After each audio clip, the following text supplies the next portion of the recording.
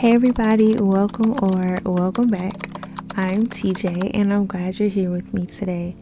In this video, I'm going to be demoing and giving my first thoughts and impression of this Vevor cold and hot laminator.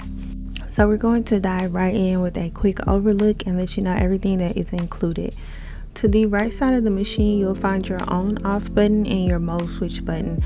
Your mode switch button switches your laminator from the cold function to the 3ml function to the 5mm function. Now they all have essentially different preheat or not preheat times, but I'll go over that shortly.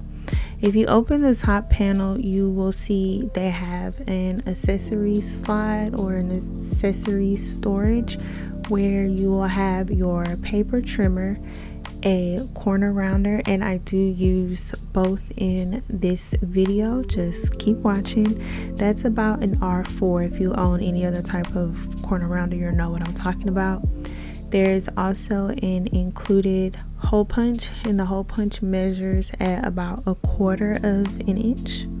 I show it right here for you, as well as an assorted size of file rings. You'll also find the instruction manual, and it comes with about 30 sheets of various size laminating sheets.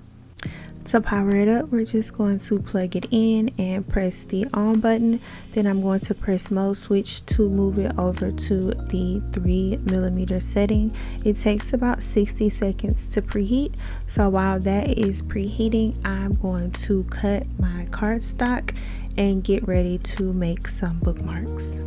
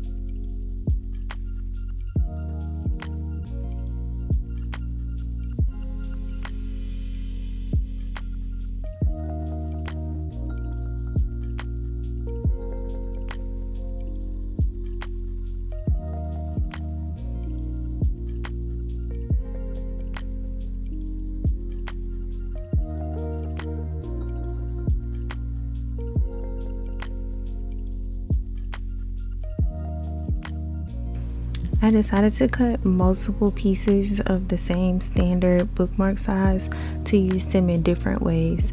So the first thing that I did was ran the paper through, just single-sided, and the smallest pouch was the 4x6 size, and I ran that through just one time on the 3mm setting.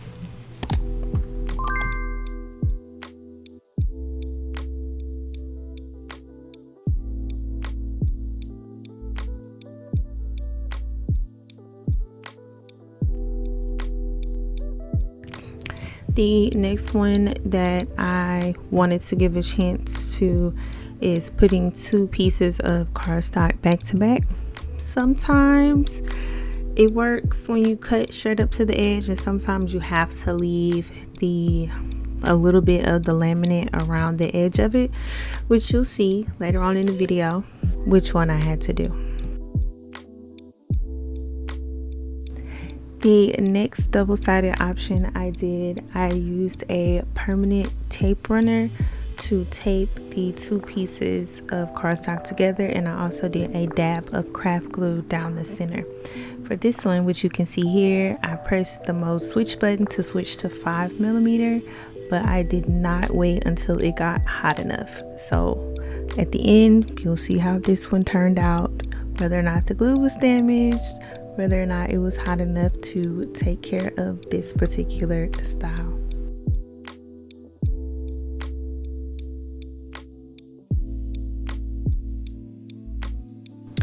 For this next one, I layered multiple pieces of cardstock together in order to use the cold function on the laminator. So this film here was purchased separately. It's a self-adhesive film that I found out through this process is how you use the cold laminating function. So I placed one film on the back side of the bookmark and one film on the top side, making sure that there was no stickiness from the film exposed, so none of that would get on the rollers. Now as I fed it through the machine, I pulled the film so that it would laminate the two pieces together as I pulled the film off.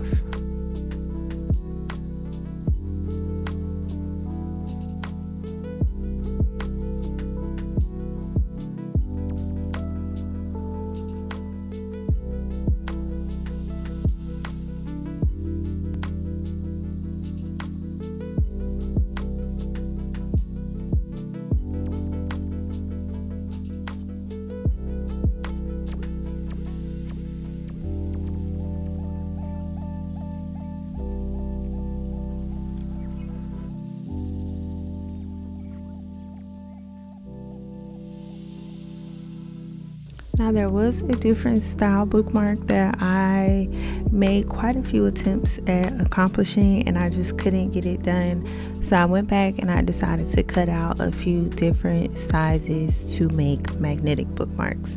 So that is what you see here is I cut out 3 different sizes of cardstock from that paper pad. I think that paper pad is either 80 or 100 pounds. So it's a really good quality paper pad, and then I use that to make magnetic bookmarks.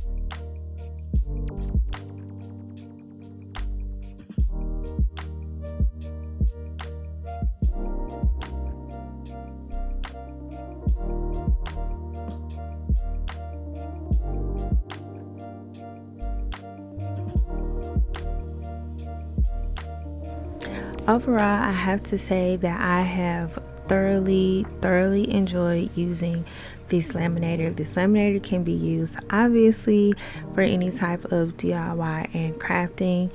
The hot function makes it easy to waterproof documents. The cold function makes it easy to preserve photos. I use it to make bookmarks, so there's an endless amount of things that you can do with this laminator, as well as all of the accessories that are included with it. I'm very happy with the way everything turned out. Here is a final look at the bookmarks that I created, the ones that I don't consider a fail, to say the least. I hope you enjoyed this video as much as I enjoyed creating it. Please don't forget to do all the YouTubey things. I hope you're leaving with a little more light than what you came with. And until next time, bye y'all.